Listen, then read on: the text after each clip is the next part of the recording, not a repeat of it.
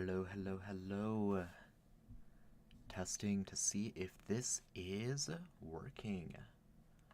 Because you all know I've had issues with this in the past week, hitting live in one place and not the other. I think I'm good. I think I've got the hang of this whole YouTube thing.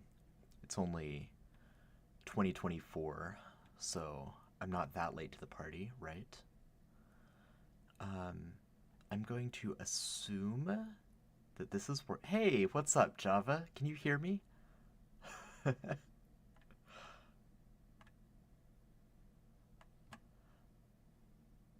um, okay, cool. Thank you. All right, well, it's the middle of a work week, so I have no idea how many people are gonna show up, but I'm just gonna go ahead and get some tunes going and make some monsters for Veil of the Eternal Night. I've got two here that I'm gonna work on. The why did I choose this one to try to pronounce? The Melikri Lumberer and the Aisketo Progenitor. I will hold off on both of them for just a minute to see if anyone else pops in, and then I'll let the audience pick which one we're gonna go with. Have you had a good day, Java? Hope everything is going well. I am hydrating. It's sparkling water, but there's no sugar, so it's still water, so that counts. Let me know if the music gets too loud. It's, oop, I muted it. It's where I like it, but, want to be sure it's not, like, blasting. I know there's a couple rock songs in here. Hey, Emperor Chaos, thank you for backing the Kickstarter. That's awesome. Much better after resting. Yeah, hydrating is very important. It's funny how much it actually helps me. Like, I know you tell me to do it every day, Java, and the days that I actually do it, I feel much better than the days that I don't. So, thank you for the reminders. And Emperor Chaos, thank you so much for backing our Kickstarter. I'm really excited that you did that, and that you're excited for it, and that you're part of this community. I'll go ahead and dive in. We will see if I get through both of these, or if I just get through one of them. Yeah, anytime I have a headache, most of the time it's because I didn't hydrate, because I drink a lot of caffeine, and then, like, it dehydrates me, it gives me the caffeine jitters. I will leave it up to the two of you, Java and Emperor Chaos. Should I start with the Aisketo Progenitor or the Melikri Lumberer? Noting that I'm going to try to do both tonight, but if one takes a long time, I may only get through one. I've got some images here for reference. That is an eyesore of Aisketos that I drew. Our artist did one of our artists did like a full ink of it as well. His is obviously much more professional than mine. And then, let me see what page the other one is on. 125.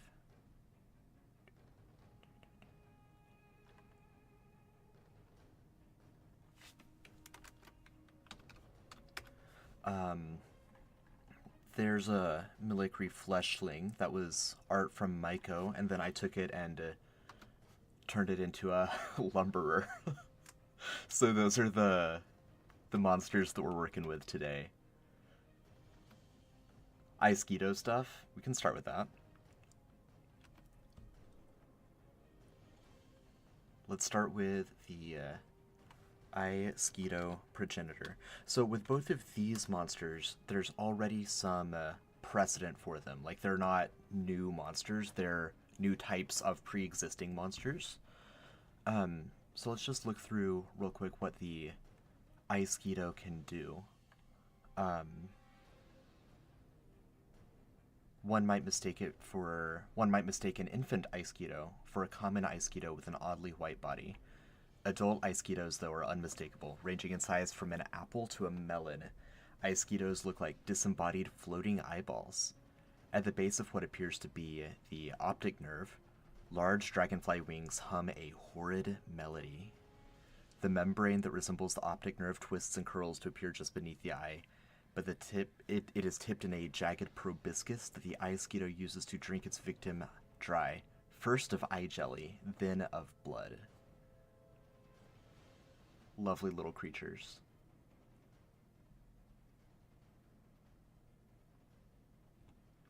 Yeah, exactly. Even more horrifying than a lone eye mosquito is a swarm of the foul creatures known as an eyesore. Eye mosquitoes prefer to reproduce in hot, humid climates like swamps and jungles, but all they really need in order to reproduce is decaying animal matter and some standing water. Eye mosquito egg sacs laid in such environments will hatch hundreds of eye mosquito larvae over the course of 1 to 4 weeks. I'm just going to skim these guys for their abilities real quick. Thanks. Thanks. I came up with that randomly when I was rambling to my wife about these monsters, and she was like, that's horrible. Don't do that. I was like, I've got to do that. That's exactly the right thing to do. Oh, let's see if I put it there. Well, here, let me... Whee! There we go. Wow, I'm on this side of the screen now. An entirely new perspective. Okay. Let's see. Features that... I went ahead and copied out some basic stat block stuff. Monster name.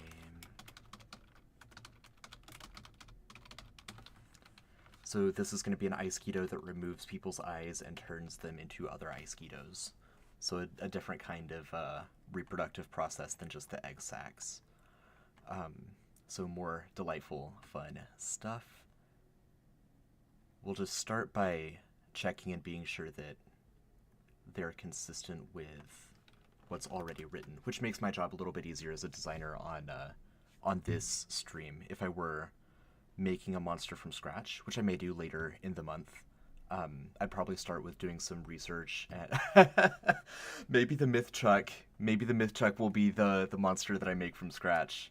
I have seen it in my notes a few times, and I have not forgotten. So we'll that may be really fun. I may have to do that. There are certainly some environments. I imagine a woodchuck to be... I imagine a MythChuck to be something like a woodchuck, but then with a spin on it somehow. So I imagine it would be in kind of a northern forested, wet environment, which is certainly encapsulated in Norspina, the region that Dracula is trying to conquer. So the MythChuck fits perfectly there.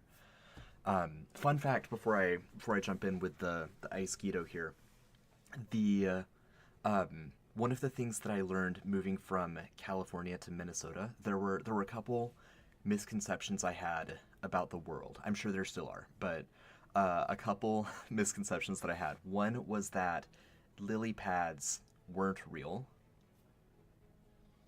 That's what I thought. I had never seen them before in my life. No, that was before I moved to Minnesota. That was when I... There we go. I think that was when I traveled to London. I saw lily pads for the first time. I used to think they were just a thing in like fairy tales to make the water look pretty. Turns out they're real. Who would have thought? The other thing that I didn't know was that woodchucks are real. I thought they were a cryptid like the jackalope. And then I traveled up to the boundary waters between Minnesota and Canada, and I was walking down to the lake to go canoeing, and this thing ran across the trail in front of me, and I was like, what was that? That was the biggest gopher I've ever seen. And I looked over, and it was just sitting on the rock there, and I just looked at it, and it had a longer tail than a gopher, but it was it looked like a beaver, but it didn't have the flat, waffly beaver tail. It had like kind of a fuzzy, like almost like a rat tail, but like fuzzy. And I was just looking at it, and I was like, wait a second, that's a woodchuck. They're real. Yeah, and rain. Rain is the other thing I found out was real after I left California. Yeah. I guess there's like 2 weeks out of every year where it just hammers you with rain, right? If you don't mind sharing, Shando, obviously, like, generically, what part of California are you from? I used to be in Thousand Oaks, one of the suburbs north of Los Angeles. So definitely, like, SoCal, but that kind of spread of area. All right. So all of those fun revelations to say, MythChuck may be next on the docket. Let's jump back in with the Iceketo progenitor. Okay, okay. Yeah, I've been to the Bay Area a couple times, but I'm definitely from SoCal. Right. Immune, blinded, vulnerable, fire 1. No damage reduction or damage threshold. Senses, dark vision, 60 feet, that makes sense. Traits, unerring mind. Vigilant, that makes sense. It's a floating eyeball. It is vigilant. The base Iceketo doesn't have any skills. I'm not sure if the progenitor will or not, so we'll come back to that.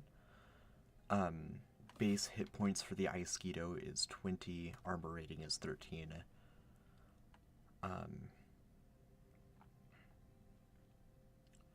There we go. Fly speed of 40 feet. That's frightening.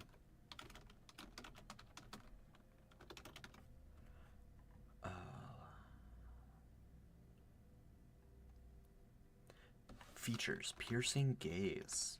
When a creature starts its turn within 30 feet of the Iceketo, it must decide whether or not to avert its eyes.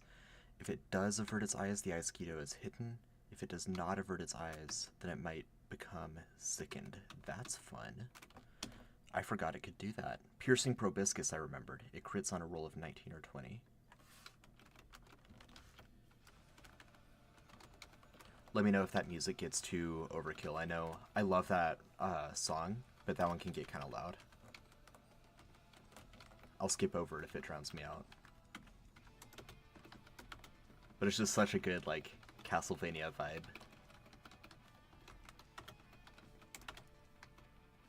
Oh, very faint. Okay. Yeah. I'm gonna boop it just a little bit. Let me know. There we go. Alright, the Iceketo has tactical advantage against creatures that are bleeding or bloodied. That's great. It crits on a roll of 19 or 20. I might bump that to 18 or 20. Let me highlight that to come back to. Oop. Why didn't that highlight?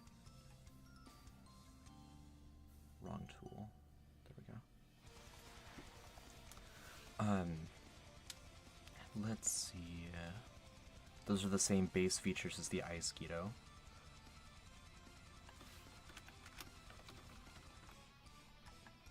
Can move up to its speed. And it has a Proboscis attack. Because that's kind of all it can do. Reach 5-foot natural weapon. Attacks Fortitude. And on hit it does a small amount of damage.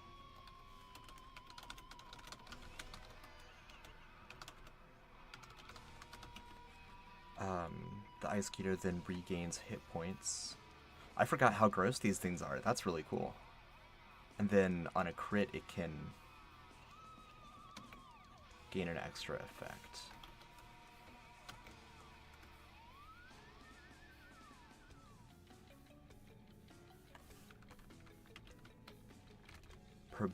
Is it pronounced proboscis? I've always said proboscis. That might just be a weird word with, like, weird pronunciation. I don't know. Maybe I've been saying it wrong. Regains HP equal to the necrotic damage it dealt. On a crit, determine the additional effect.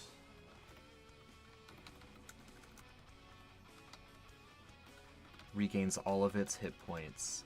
Sickened for 30 seconds. Creature gains bleeding. The creature loses an eye. And then high alert. This creature Proboscis. Yeah, that's how I say it for sure. It rhymes with hibiscus.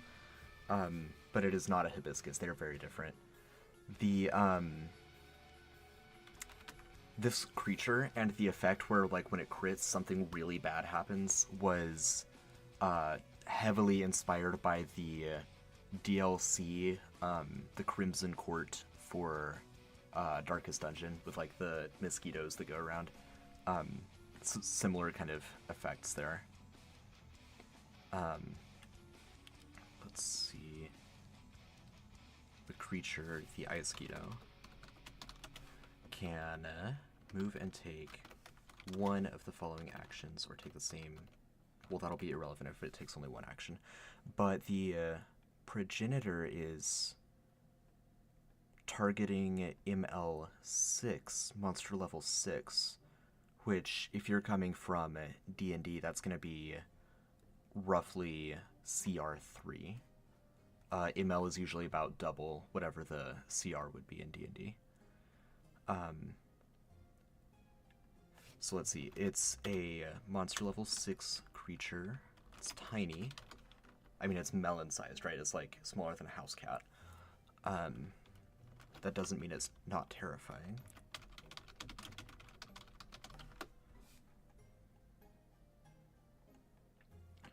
And, let's see, panoramic vision. When a creature makes a melee attack, it can move 5 feet. It's like trying to hit a fly.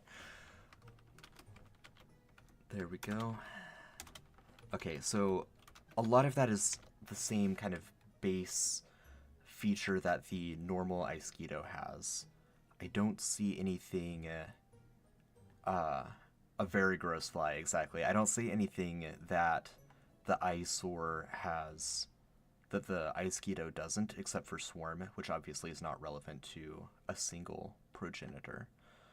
So, now it's time to figure out the stats. I'm going to put in the Iceketo stats as a temporary frame of reference, and then I'm going to punch it up so that it matches the appropriate monster level. If you are an MC, a MythCrafter, which is like generically, if you're a game master and you're looking to design your own monsters, or you want to like do a homebrew spin on something, the wiki, the MythCraft wiki has a page dedicated to creating creatures. Coming from 5th edition D&D, this is kind of like that chapter of the Dungeon Master's Guide that lets you customize or create monsters from scratch, provides tables for that kind of thing. So let's see. Monster archetypes, monster traits.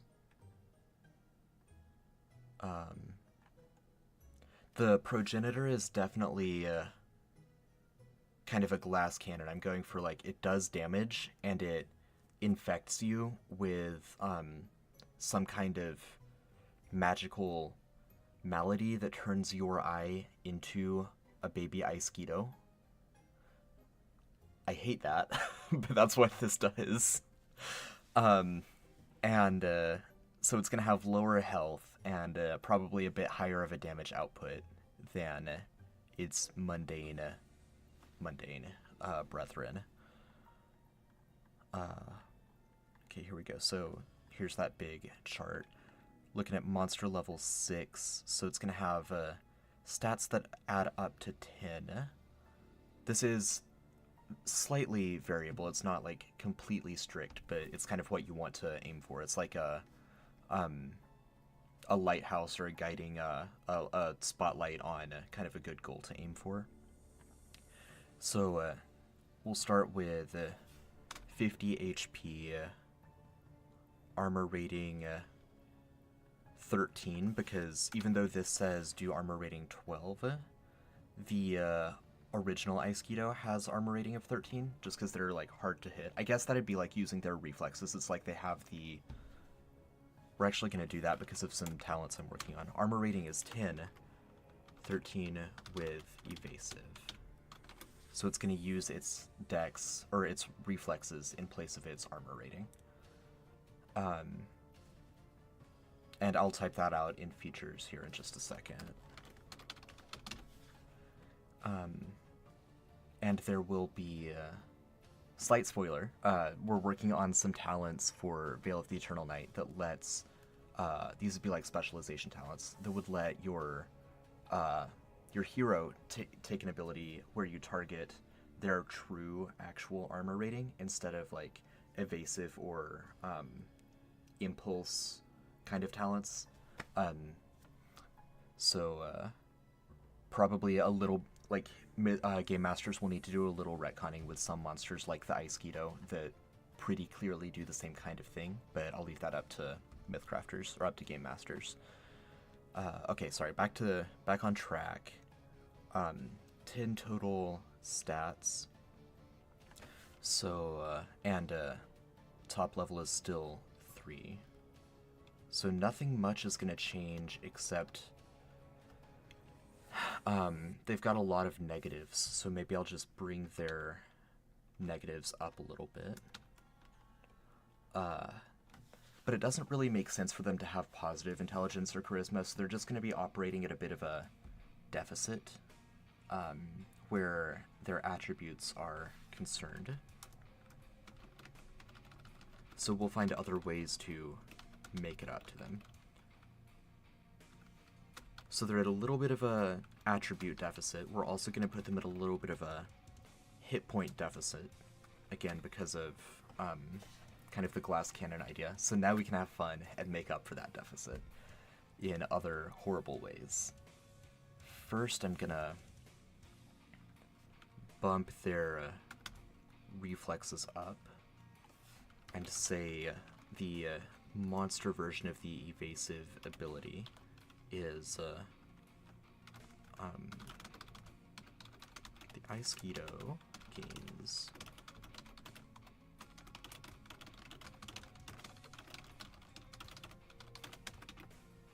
go. So with all of the kind of shortcomings we gave it for a level 6 monster, I'm definitely letting it crit on 18 to 20 for sure. That's almost a 1 in 7 chance. So that's pretty scary.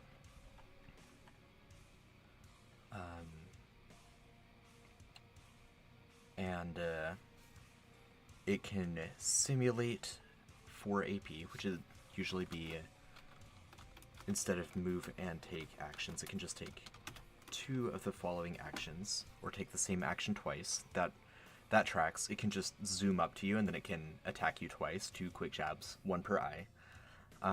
And we're probably going to rework this crit effect and make it really terrible.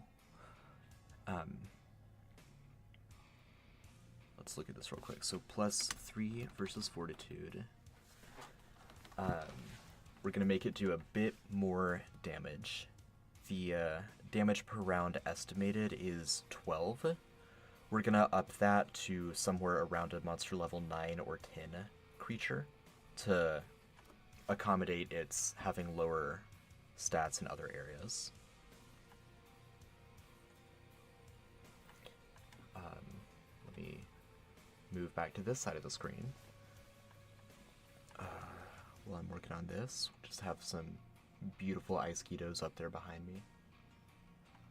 And alright, let's see. +3 versus Fortitude. Gonna check their to hit real quick.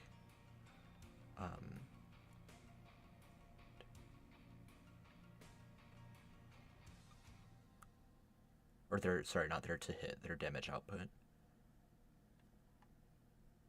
2d4 normally. But if we're aiming for about 20-ish damage, and they get up to 2 attacks, then each of their attacks should deal, on average, somewhere around 10 damage.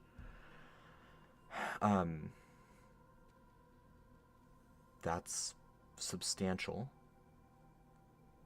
So that's gonna look like 1d8 instead of 1d4, and we'll add its attack modifier as well, which the lesser one doesn't get, just because it's not as competent, as aggressive with its proboscis. So 1d8, and the average of a d8 is 4.5. In MythCraft, like, when you're playing the game, you round up, but on the design side, I round first down and then up to try to get, like, that average. Like, the average of 2d8 is 9, so the average of 1d8, the first d8 is 4, the second d8 is 5. So we've got an average of 7 there. That's the 4 on the d8 plus the 3. So forget this note about not much damage. It does quite a bit of damage. And 5, 1d8. It's got a bite. It's got a bite. Do I want to leave it at that? I'm going to leave it at that for now. If it kills a bunch of people in playtesting, then we'll go back and we'll tweak it. But I think that's about right, because it can, it can deliver, it can pack a punch, but again, it's got 15 HP less than the average monster of its level. So, again, going for that glass cannon build. The Ice Keto regains... that is going to make it a lot tougher to kill. I think I might take that out for this creature, because its job is to, it's brutal being an insect. Its job is literally to, like, reproduce and die. Like, that, such is the lot of being an insect. I would not wish that on myself or on anyone. So yeah, I think I'm going to take out its, like, healing ability, focus on the damage output. On a crit, which again is going to happen 1 in every 7 attacks, statistically. Crit on 18 to 20. Roll on the table below to determine the additional effect. The Ice Keto regains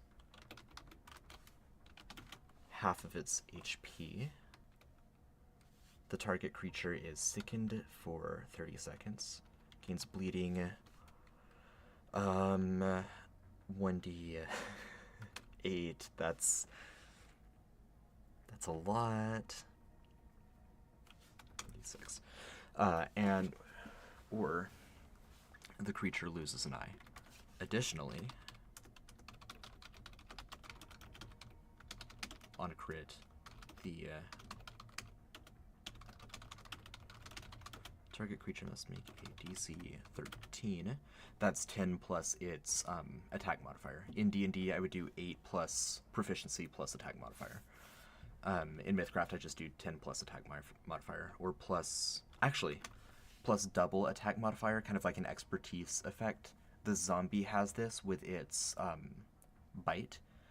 Its initial bite attack has it's like a -1 to hit, but if it does hit, it makes a second attack at plus double its normal attack bonus to see if it can get that infected bacteria into you. So a similar thing here with the Ice Keto. On a crit, the target creature must make a DC 16 end check. On a failed save, it gains the name. This is just a placeholder. I do the double bracket so I can easily control F on my placeholders later. On a failed save, it gains the something disease. C. Appendix. B. Or whatever. I'm thinking the eyesore disease. That seems fitting.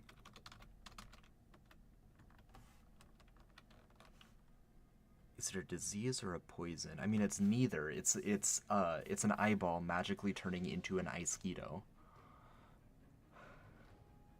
Sometimes I say things and then I think about what I just said. That's disgusting. It is, but that's what it is. And so, yeah, I'll come back to the disease part of that in a minute. Let's finish out the stat block here. The Ice Keto doesn't get additional options. That's all it gets.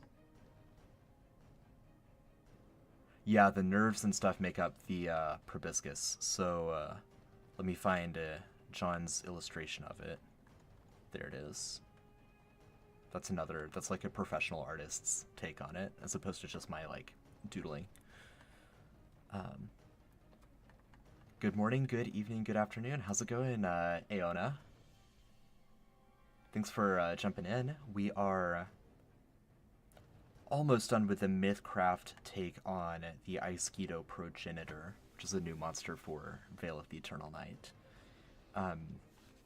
We've got the defenses, we've got the hit points, we've got the speed. Oh, resist stuff. Let's get rid of that. It doesn't resist anything. Skills, I don't think so. Piercing Gaze is good. Piercing Proboscis is good. Hunger is good. Evasive, yep. Alright. Great, so I guess we're done with the MythCraft Iceketo. I've just got to come up with some kind of horrible disease that happens. Oh, that's awesome. I'm glad to hear you're making a remix. I can't wait to hear all of those.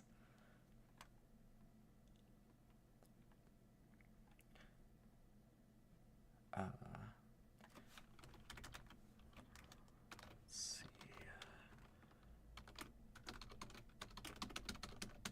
Eyesore disease. Do we have diseases up on the wiki yet? Let's check. If we don't, I've got my MythCrafter's Guide down here next to me, so let's see.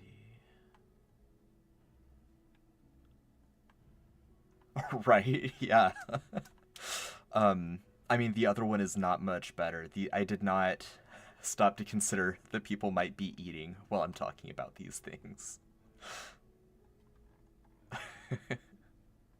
Okay, let's see. Poisons and... here we go. Poison, disease.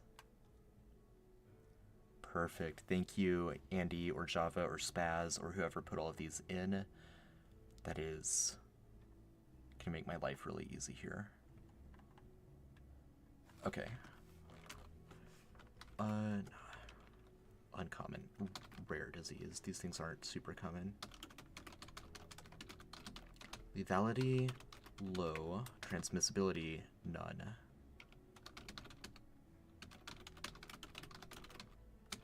But I don't think none is a category. I'll double check that later. Just put in my double brackets to remind myself to find it. Application.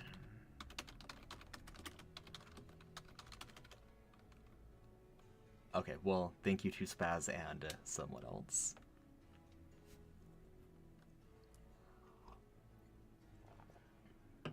Yeah, you know, I haven't actually played Baldur's Gate 3 yet, but I've heard amazing things about it. I haven't played any of the Baldur's Gate video games. I've played D&D games set in Baldur's Gate. But, yeah, I've only heard good things. I just haven't had a chance to play it myself. Retinoblastoma is a rare form of eye cancer that primarily affects young children. Originates in the retina, the light-sensitive tissue at the back of the eye, and, well, that's horrifying. Thanks, Sean. Alright, a creature gains... I'm just gonna copy this and then switch it out.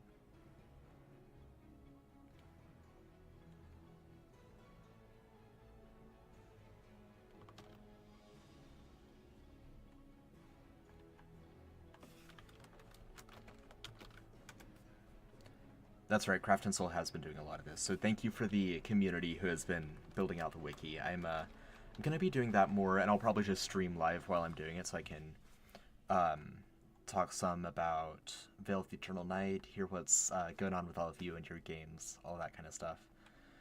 But for now, let's get this disease figured out. A creature gains eyesore disease when they're hit with a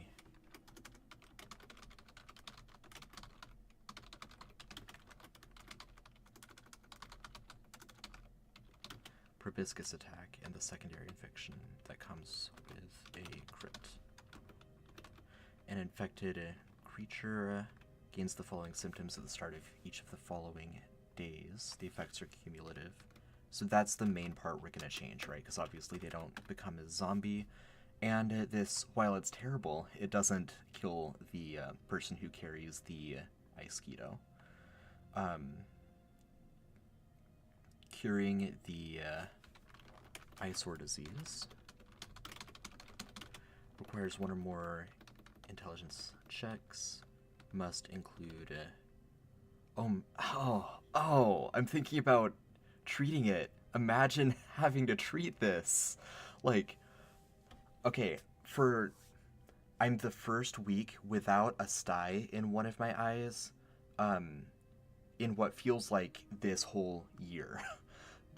In reality, it started it started mid-January, but for a solid 2.5 weeks, I had a sty in either one eye or the other, and like as one was fading, the other would start to swell up. Luckily, they did not happen at the same time, but it was the worst part of it. I mean, the pain, it was irritating. It's like taking a hot ceramic kind of mug and putting it up against your eye. Like, I had to do like a warm compress to treat it, and it was just, it wasn't the worst pain, but it was uncomfortable. But the worst part of it was my eyes would swell up and feel heavy, and so I would feel sleepy, even though physiologically I was not sleepy. It was just my eye was shutting, so I felt like it was time to go take a nap, and I was like, I can't take a nap. 1, I just took a nap. 2, I've got a Kickstarter coming up that I've got to get ready for. It was rough, but you know, I would still take it over like the flu or something like that. Like, it wasn't the end of the world, but for sure irritating. All to say, treating that was just like a warm compress, like I said, and just like sanitizing my hands and massaging it. Treating this has got to be awful, like a healing salve that you rub under your eyelid or something. I'm not gonna get too in depth, just because I know people are eating and whatnot, but it's gotta be a painful process. A creature cannot receive more than 1 check per 24 hours. When a creature makes this check, note the numerical result and add it to previous checks from this instance of eyesore disease. When the numerical results have reached a cumulative total of 40, the infection is cured. So that's for zombie plague, which is certainly curable, right? Because it's like what is setting in before you die and turn. So this, I think, is going to be a lot more difficult to cure, especially because it doesn't kill you if you fail. So we're gonna up this this DC. A zombie is also an ML1 monster, so it makes sense this disease would be more, I think I'm gonna use this word correctly, more vitriolic. It's gonna have a stronger hold. When it has reached a cumulative total of 100, the infection is cured, and the salves have to be worth at least 40 silver coins each. So a lot harder to treat. Now, let's figure out the symptoms. This is the fun part for any virologists out there. What kind of gross things can we do here? The effects are cumulative. Let's see. Day 1. Day 2. We'll say day 1, the creature is sickened when making any... Amazing. Creature is sickened when making any aware checks. that rely on sight. Day 2.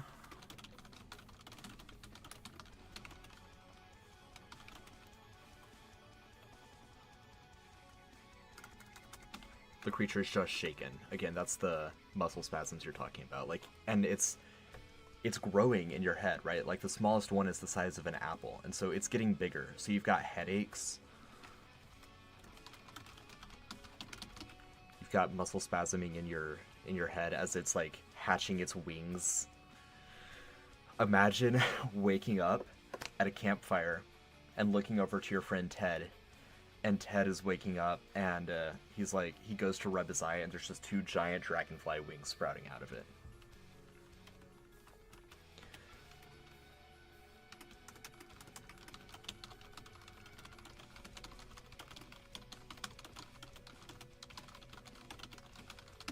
Day 3, all creatures are considered concealed for the infected. Never camping again.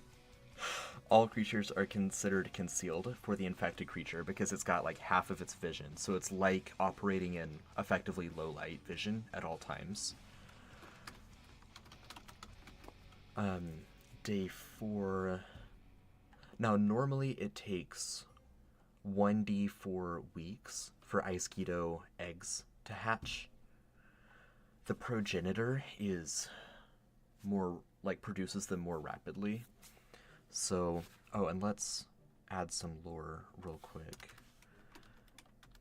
And, Iceketo.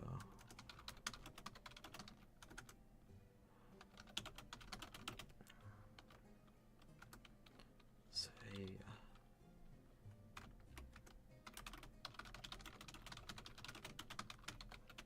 something like that, so, again, brackets for me to go check that later. But that's like, they're rare, but, ooh, do you gain night vision in the affected eye?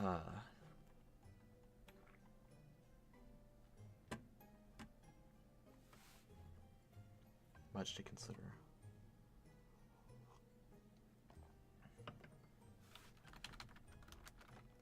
You know what, Java, I really like that as the first sign that something is wrong.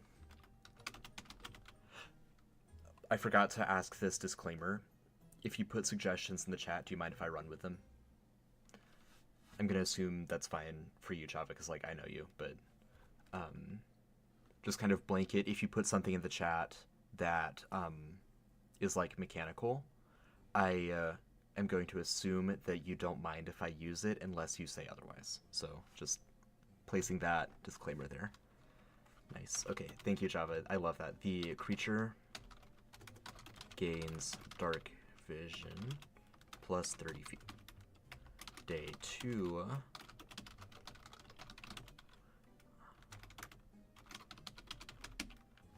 Gains plus 2 perceiving. And then they become sickened. We're going to make this a 7-day process.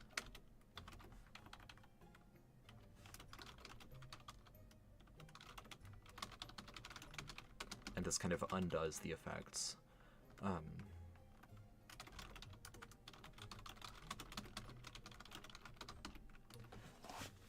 And then day 6 needs to be something just like miserable, as it's like swelling and starting to bulge.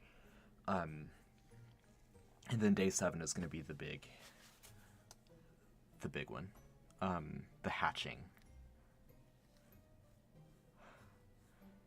So, day 6. I don't want to go fully blinded because you've still got one good eye.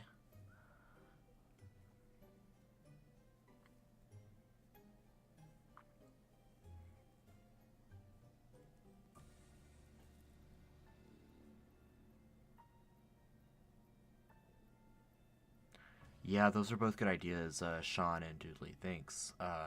Yeah, I like that. I think we can work with that. The creature is always partially surprised when beginning combat.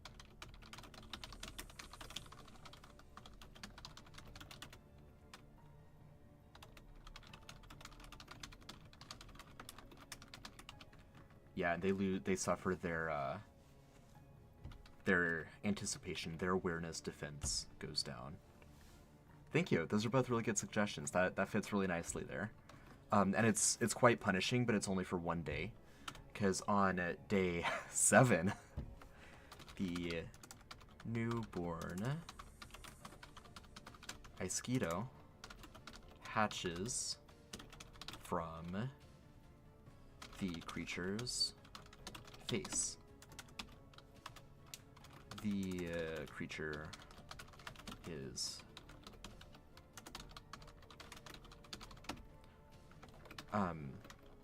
wait, let's actually make this a little more random. At some point on day 7, roll 1d12 for the number of hours there we go. So you don't know when it's going to happen. The newborn Iceketo hatches from the creature's face. The creature is immediately... No, because you might have already been adventuring. The creature loses their...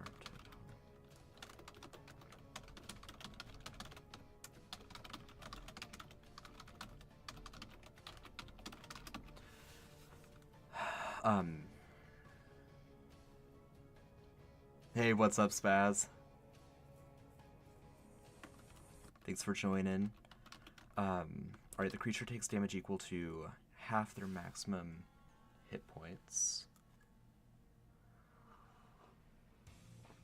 I'm gonna say and gains bleeding 1d6. There's a raw wound in the side of their head. They're gonna be gushing not just blood, but like oils and various kinds of pus and plasma for a while, so that's gonna hurt. And let's see, and then you can prevent bleeding the normal way. You can go up and do like the medicine check to stop that. Day 8. Oh, let's see. The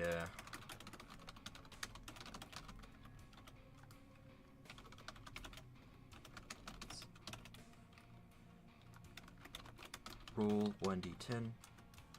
The Iceketo has the stats of an Iceketo on a roll of 1 to 9, and of an Iceketo progenitor on a roll of 10. Either way,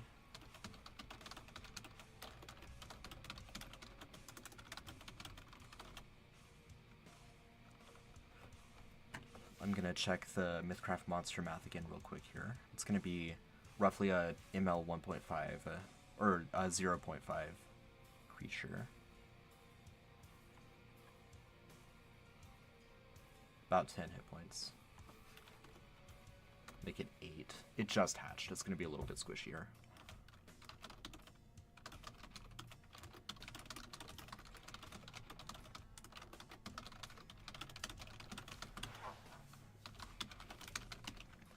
Okay, and then day 8,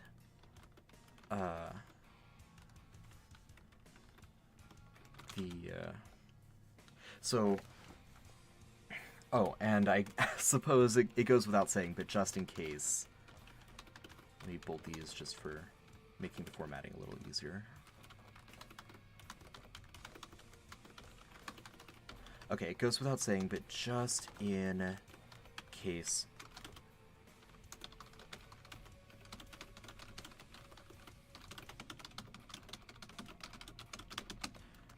that does consume the creature's eye, so you're down an eye at that point.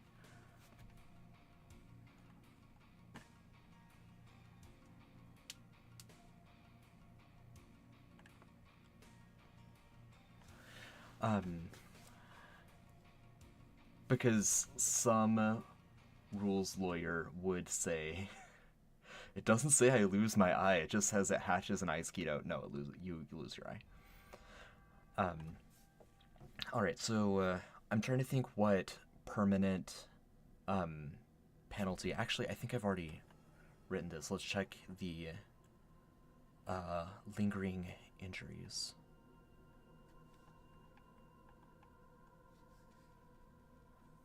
Gouged eye. Yeah, there we go.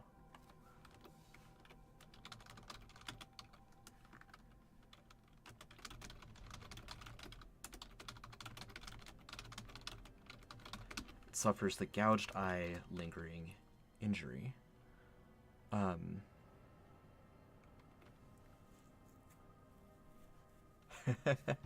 Yes, welcome, Brandon. Here's some, whoops, that's my home screen. You can see all my video games. There we go. That's the creature we're making.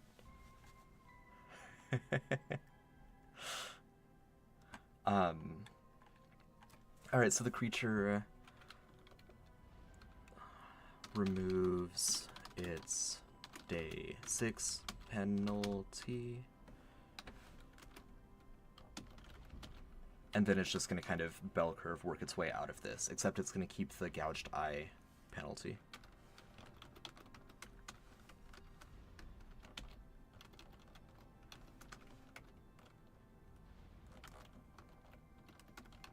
And it already lost its day 1 and 2 features, so that's going to be the end of it.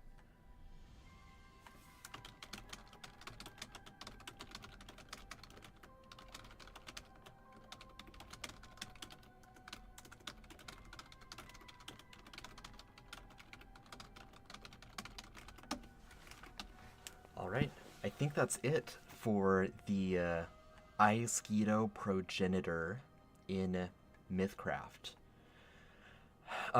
Choose your own adventure at this point. We've got some folks in the audience. So would you guys rather convert this into MythCraft? Or I'm sorry, this is MythCraft. Would you rather convert this monster into 5th edition D&D?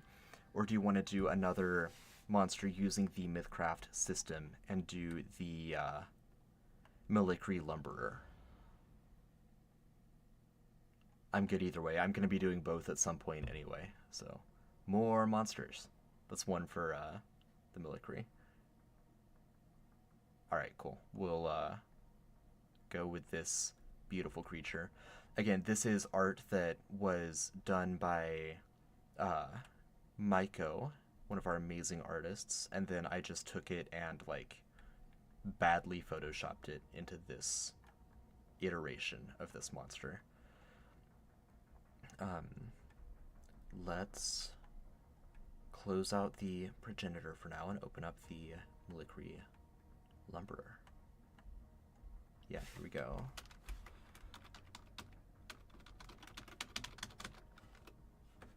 And I'm aiming for, oh boy, monster level 17 with this one. I'll adjust that up and down a little bit if I need to as we're creating this thing.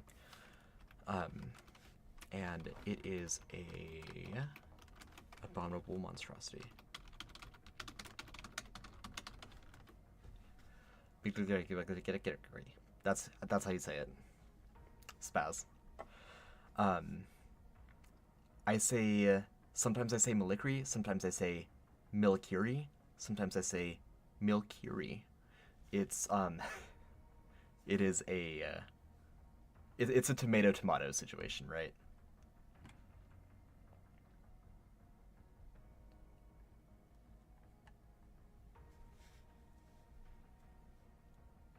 Yeah, there you go.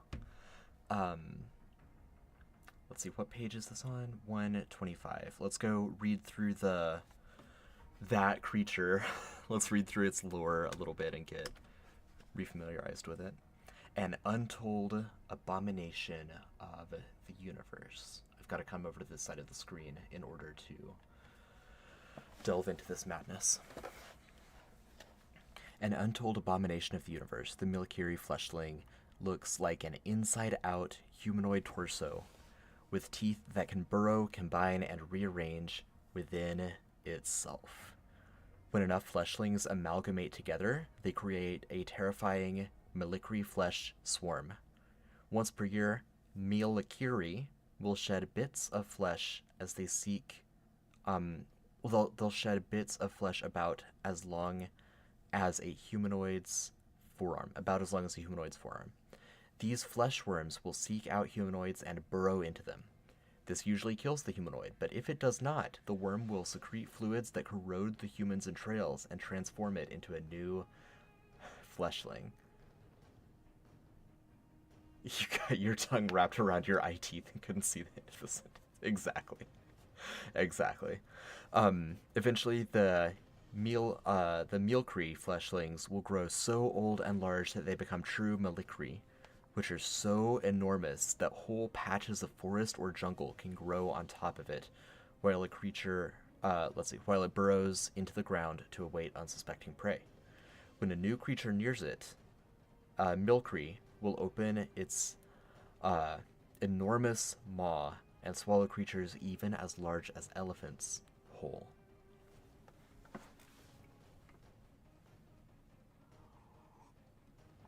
Melicree have a special place in Veil of the Eternal Night. I will not say more, but they have a special place in Veil of the Eternal Night. Let's check some of their features real quick. Be sure we've got our heads around them. Immune to psychic, vulnerable to corrosive,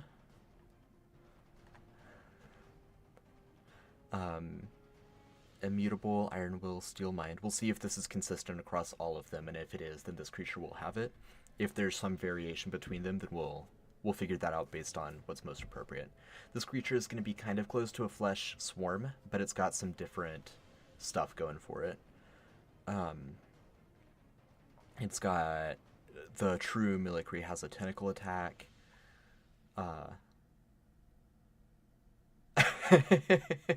Yeah, sorry, Brandon. You thought we'd have vampires and werewolves, that kind of untold horror. We've got this kind of untold horror.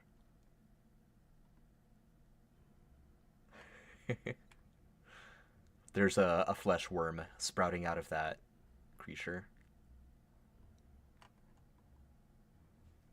That poor fellow has 2 flesh worms. Alright. The true Melicree has a tentacle attack. Can inspire fleshlings, and it can roar. That's cool. It's an interplanetary voyager. Coming soon to a world near you. It can spawn fleshlings. And it can burrow down into the ground and gain stealth. Kind of like a Sarlacc. Took some inspiration for this visual. The fleshling is also immune to psychic.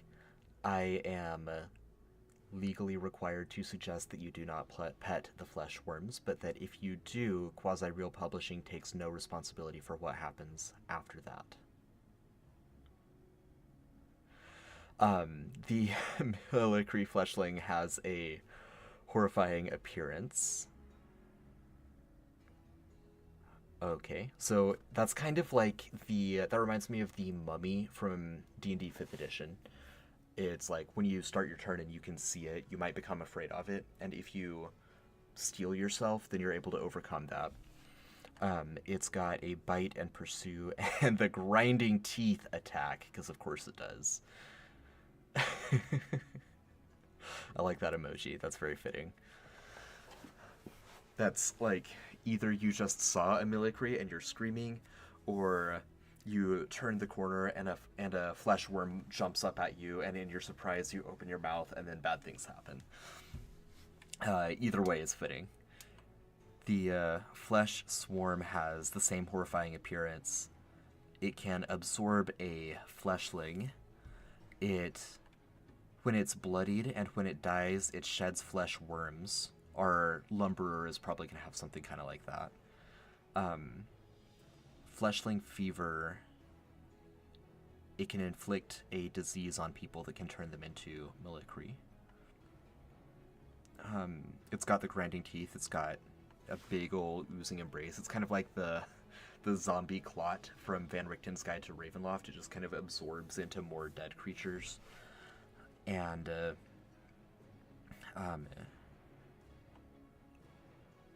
just a standard kind of bite attack. And then the flesh worm has a bite attack, and if it hits, then it can burrow into its host, just like that. Ooh, there's another, I forgot we had that illustration. That's an illustration from John. You see that beautiful little arm going down there that sprouts up into a couple worms. That's really cool. That's awesome. All right, so there's a variety of features. Like the true Milikri is kind of like a sarlacc. The Milikri fleshling has very different appearance and different lore, but it has a mechanic that's similar to the mummy from 5th edition. The flesh swarm is more like the zombie clot, and then the flesh worm is, I don't think there's anything like it in 5th edition. It's just a horrible thing. It's the Ripley alien. So let's figure out. It looks like they are all immune to psychic, and they're all vulnerable to corrosive. Yep, that's consistent. And they all have immutable iron will and steel mind. So that's a good place to start. Traits.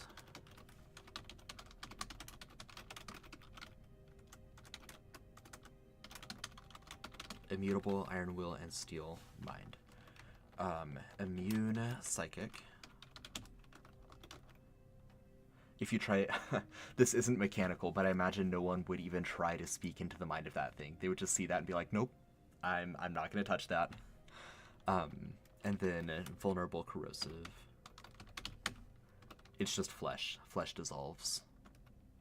If you've seen Breaking Bad, you know this. DR, probably so. Damage threshold, no.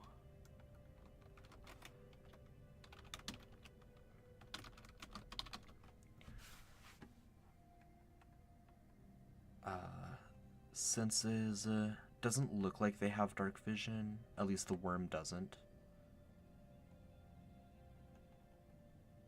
Well, the true one has blind sight, so it can, like, sense things in the ground, or when they're nearing it. Meat. Let's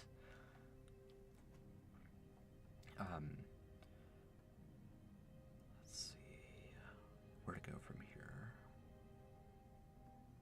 Senses, no, because the other ones don't. Skills, no, I didn't see any skills from any of them, which makes sense. I mean, they'd be, like, intimidating, right? But they have other features for that. They have horrifying appearance. So, because this one is similar in, like, size and threat level to the flesh swarm, its big difference being it is, like, one entity, not a conglomeration of... Maybe that's the official name of, like, like a murder of crows. A conglomeration of Milikri. I like that. It has a nice ring to it.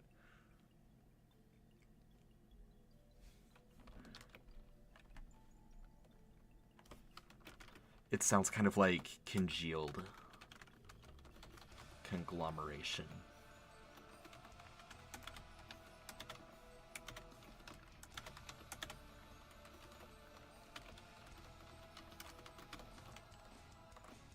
Alright, so it's got that same feature.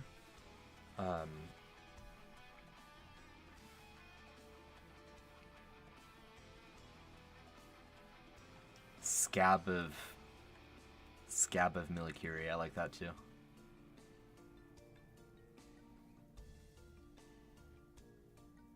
A coagulation of Milikiri.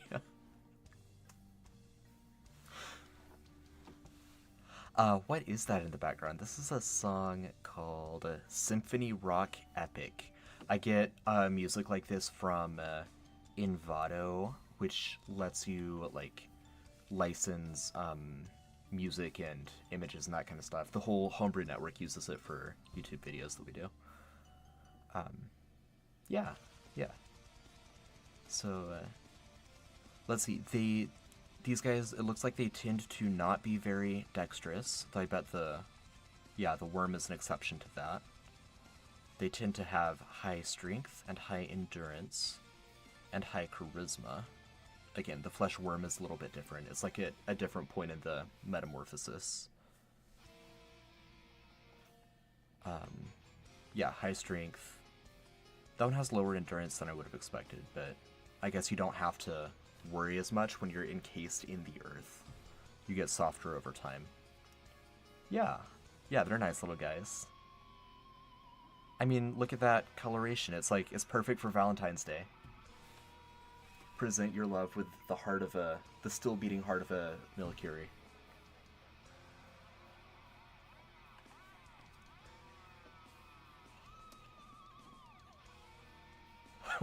Yeah, you're right, you're right. Okay, so we've got high charisma, high endurance, and high strength. Let's check our monster level guideline again.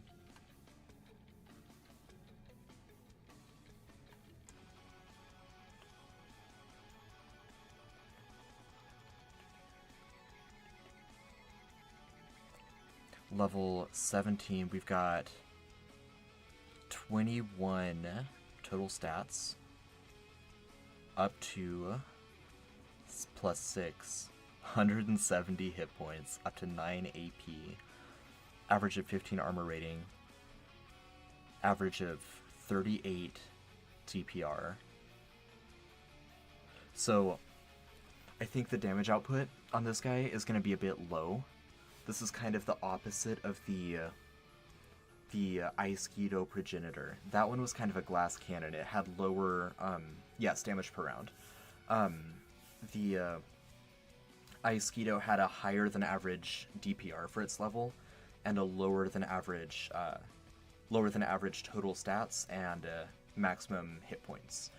The Milikuri Lumberer, on the other hand, is going to, I think, have a... I'm not sure exactly where the stats are going to fall, if it's going to be about the same or a little high or low. But I think it's going to have a low DPR, it's going to have average hit points, and it's going to have some other terrible features that make up for it having low DPR. This image is kind of a hint of those other terrible features.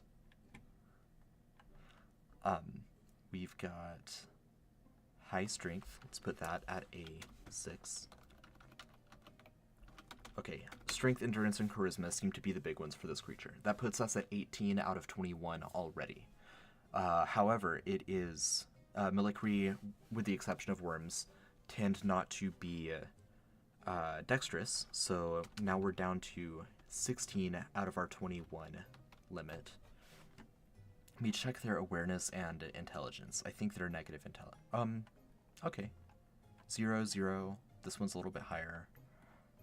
Flesh worm, a little bit lower. It's not smart yet. It's just a baby. It's still learning.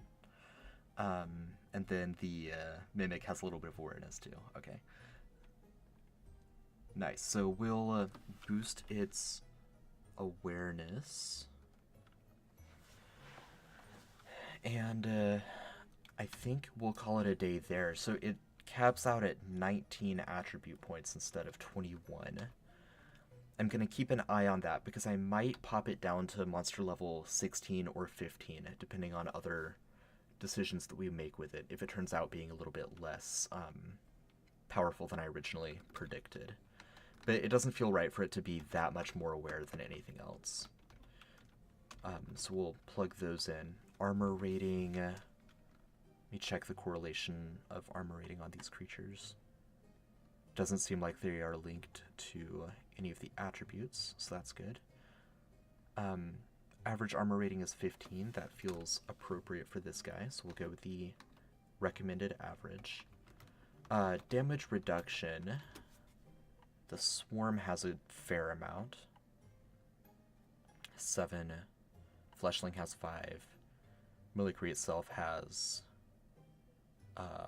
10. So let's put this at 7. We'll put it right at the same as the flesh swarm, because it's going to be worse than the flesh swarm in other ways.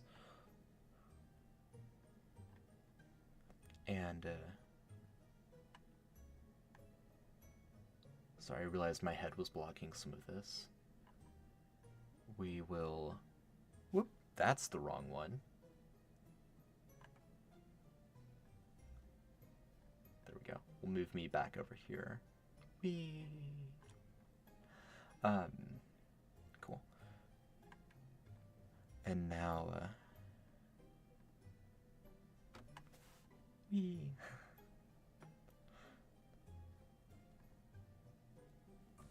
That's cool. I just saw something I'm gonna do on a different stream. That'll be fun.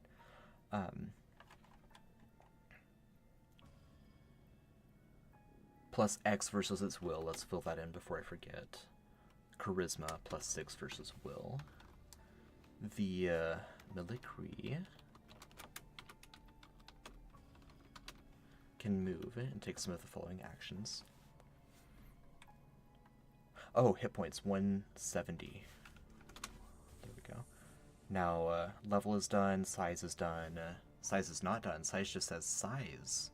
This is a huge guy. Yeah, it's a huge guy.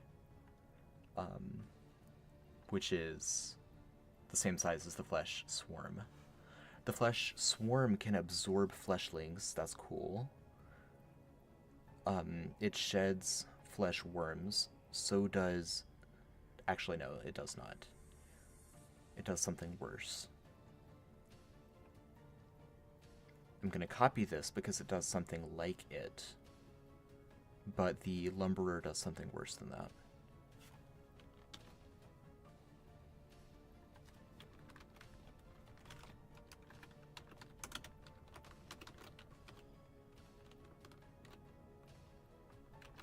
Brackets to check that later. Actions, it can move, it can take some of the features. It has 9 simulated AP, which is...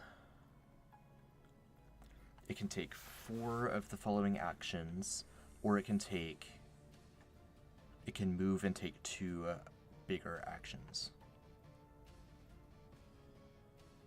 Or take 2 light actions and 1... Okay, it's kind of that standard.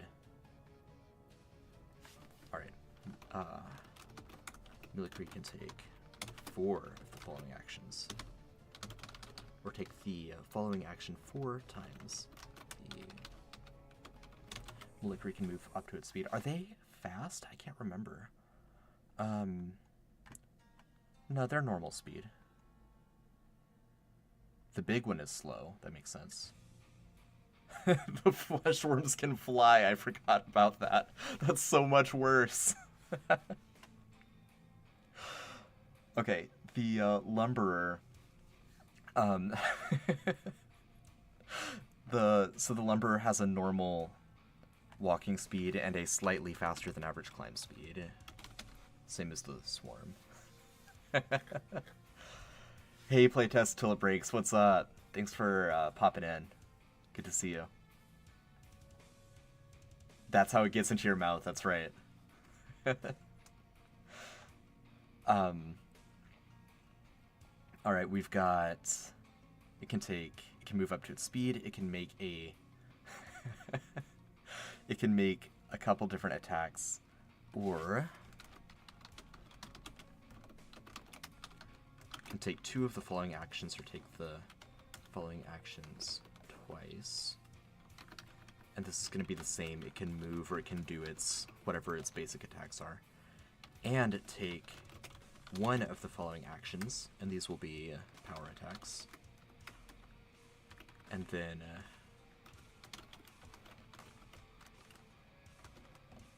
or it can just do the power attacks twice. And then it can exploit, because it's a big creature.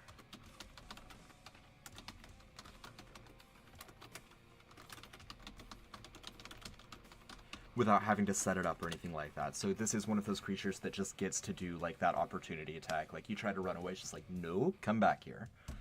So speaking of, I'm thinking about the Mimicry. We've got the fleshlings that are like your inverted person.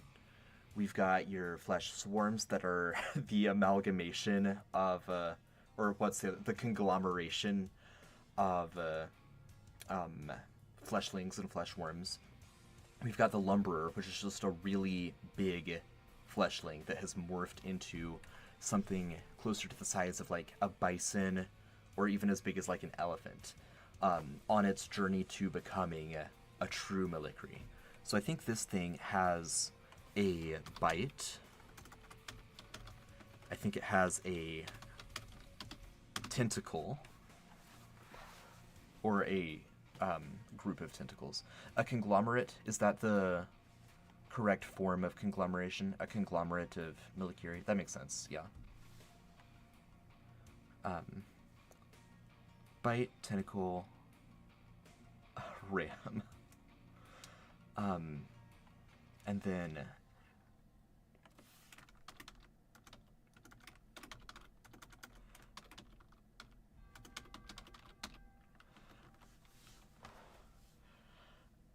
expulsion doesn't... I'm sorry. I'm gonna do this. Expulsion doesn't feel gross enough, so I'm gonna call it... That's what we're calling it.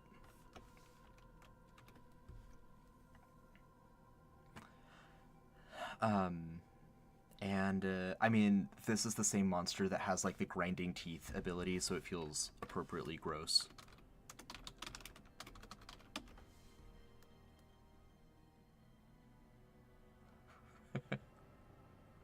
Skin fart, right? Ugh, that's gross. I just read Dreamcatcher by Stephen King, and it's got what the characters inelegantly call shitweasels. One of those creatures that one of the like different subspecies of alien from that series. So that's in the back of my head as I'm working on this. Now let's see, grinding teeth. Of course, grinding teeth deals psychic damage. Of course it does. Ooh. There we go. Lost my bookmarks for a second. There we go. Okay. Grinding teeth, 30-foot radius, natural weapon, +6 because that's a charisma-based thing versus the will of each creature in the radius. Hit. We'll come back to damage at the end here. Psychic damage. Yeah, right. You and me both, Doodly. And tentacle obviously is going to have some amount of reach.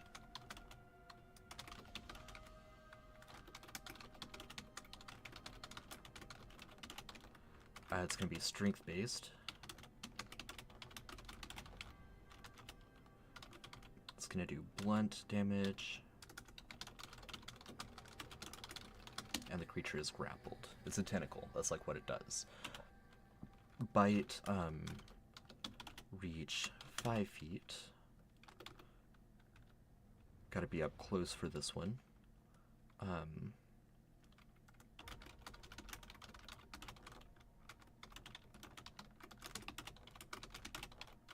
And it's gonna do less, I mean, it's gonna do more damage than the tentacle, but it's not gonna have any other effect.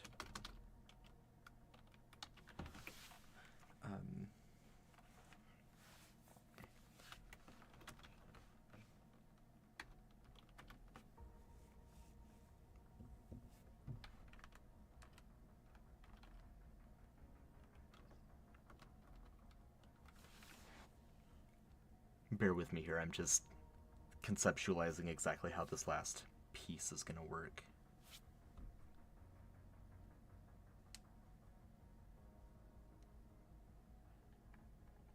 While I let that cook a little bit longer, let's plug in the damage values here real quick. So DPR, or damage per round, is going to be about 38, but we're lowering it for this monster a little bit because it is some kind of, it's like a summoning monster, and they usually, well, they may not have any lower hit points. Some do. They usually have much lower DPR. So let's do this accordingly. I think we're not going to add the strength modifier on the tentacle just because it just like wraps around you. It doesn't necessarily slam you really hard. At least not with this creature. But then we will with the bite attack. Plus... So that's going to be an average of 11 damage. So if it bites... Ooh, that's that's higher than the damage average. If it bites 4 times in one turn, that's 44 damage. So we're gonna have to either up its monster level, or we're gonna have to down its damage output. Let me also move these up to the right spot real quick. Move these up to the attacks.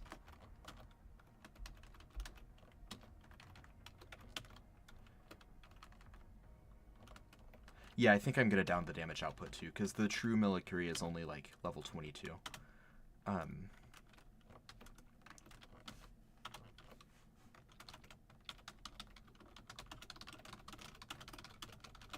Just gonna do the boring copy here real quick for the other stuff. Tentacle and grinding teeth.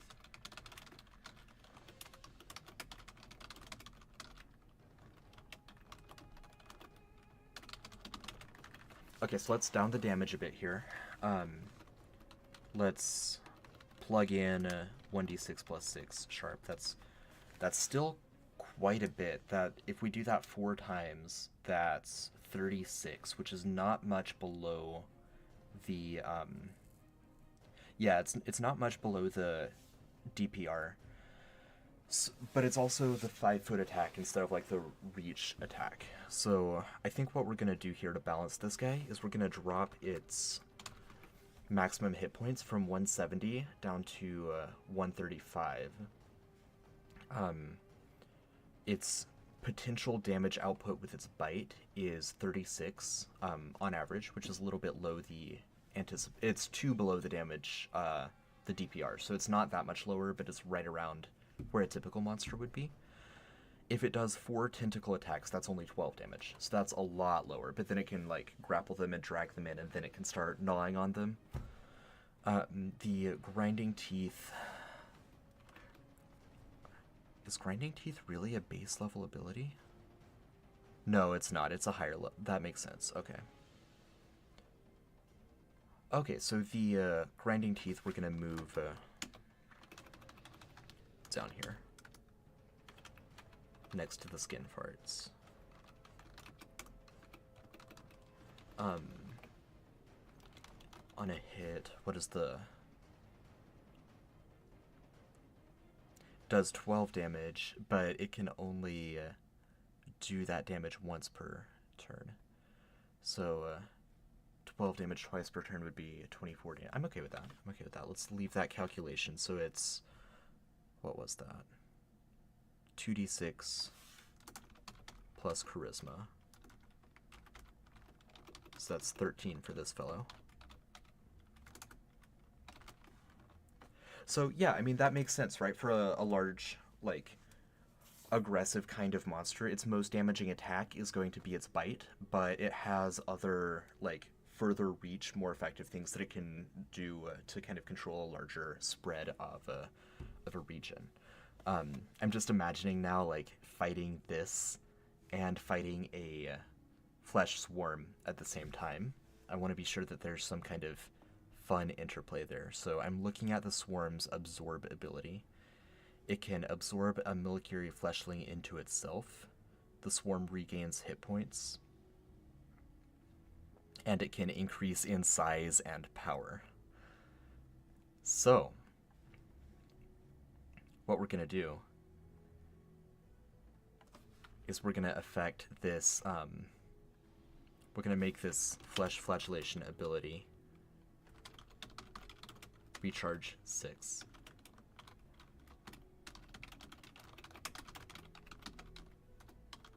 The Military Lumberer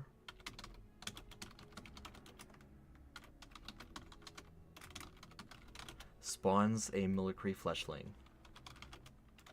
in an unoccupied space within 10 feet of it. The fleshling takes its turn in initiative after the lumberer.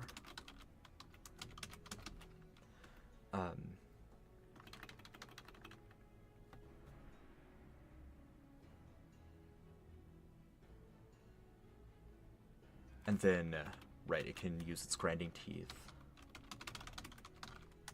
and its flesh flagellation.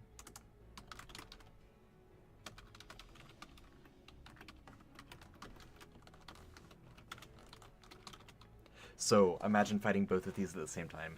The lumberer keeps spawning fleshlings, and the flesh swarm keeps absorbing them and turning into a gargantuan creature.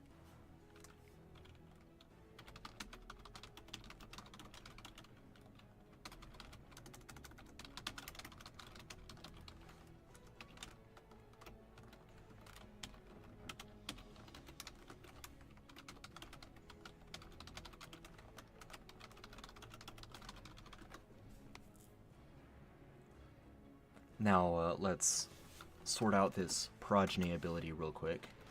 When the lumberer is bloodied and when it dies, it sheds 5 2d4. Ready for this? Zombies, which have flesh worms inside them. These zombies do not have, or do not spread zombie plague. Instead, their bite infects creatures with fleshling fever. And I think that's it. I think that's it. Yes, bloodied is half health. So this will happen. I should have done this with the other monster. So it's like, assuming, right? 10 zombies with flesh worms inside them. So it's kind of like 20 more monsters. Now, both zombies and flesh worms have very, very low health. Zombies only have 8 health. Flesh worms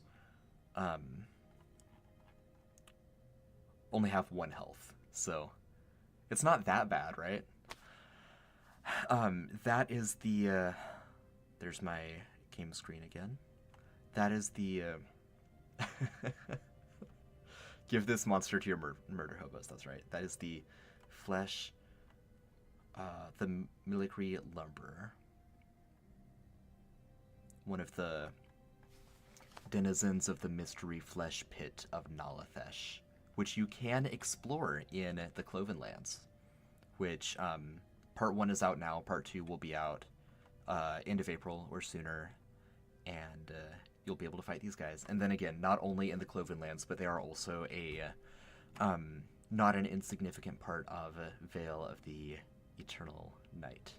I believe all of you here are aware or have already backed or otherwise supported, and so thank you very much. But for the internet at large, Veil of the Eternal Night is a grimdark gothic horror TTRPG campaign module focusing specifically on vampires and Dracula. It is Bram Stoker inspired, it's Castlevania inspired.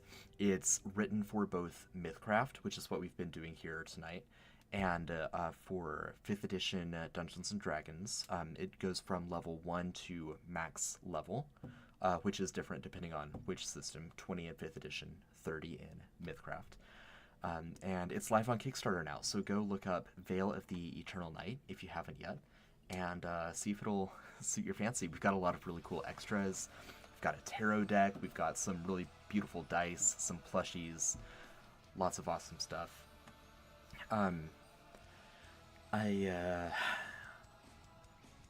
Let's see, translating these into 5th edition. Thank you, I appreciate that.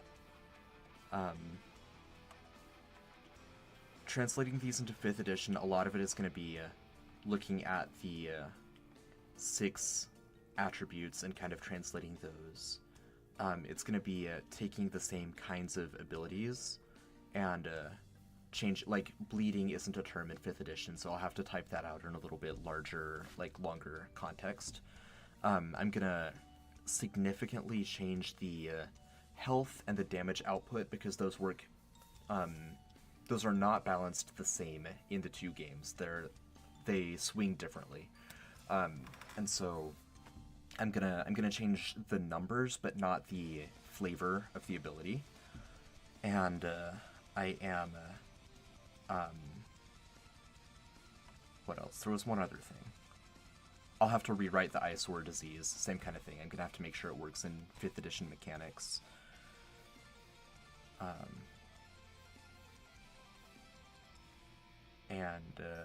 Oh yeah, the other thing I was gonna say is just a note again, in case you're joining partway through. Let me find it. The challenge rating in D&D is usually about half the monster level in MythCraft. A challenge rating 1 monster in 5th edition is usually supposed to be a good challenge for 4 level 1 party members. But in MythCraft, a challenge or a monster level 2 creature is a good challenge for 4 level 1 monsters. So the challenge rating should be about 1/4 the party's total level, usually, and the monster level should be about half the party's total level. So I'll have to do some number adjustment, but the stats are otherwise going to be very similar. So that being the case, I don't think I'm going to do that on stream, because it would just be a lot of me copying and pasting. So I want to say thank you all for joining me tonight, for designing these monsters with me. Especially, I mean, thank you all for hanging out, but thank you in particular those of you who gave me some ideas for stats to use, especially with the Iceketo progenitor. I think we got some really cool stuff for that guy. So, thanks again. I hope you all have a great night. Be sure to check our YouTube schedule. If you're in Discord, check our event schedule. I will be doing more streams throughout the week, throughout the month. So tomorrow morning for people in the States, I'll be doing another stream, just because I know like there are a lot of European people who are interested in Veil of the Eternal Night as well, so I'm going to do a stream like for when they're getting off of work, playing through some Castlevania, stuff like that. So yeah, thank you, Aona, thank you, Spaz, Java, Brandon, Sean, Playtest Till It Breaks. Go check them out. They're a really fun stream as well. You can find Playtest Till It Breaks on YouTube. All right, that's all for tonight. Thanks all.